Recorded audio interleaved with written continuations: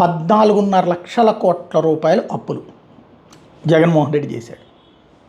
ఇది ముందు 4, 5, 6, 7, 9, 10, 14, 14.5 అప్పుడు చేసింది.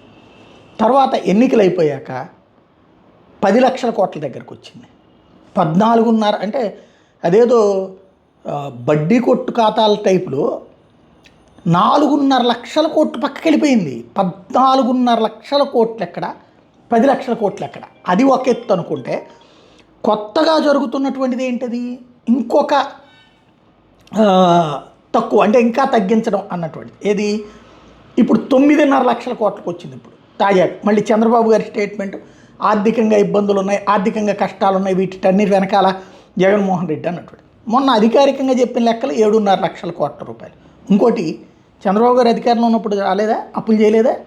బిల్లులు ఇచ్చారా అప్పుడు? ఆ బిల్లులు ఇచ్చుంటే కోర్టులకు వెళ్లాల్సి వచ్చిన పరిస్థితి ఎందుకు వచ్చింది?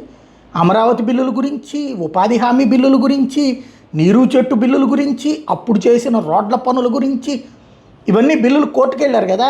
మరి అవన్నీ బకాయిలు పెట్టినట్టే కదా. ఇప్పుడు జగన్మోహన్ రెడ్డి టైంలో కూడా అదే కదా జరిగింది.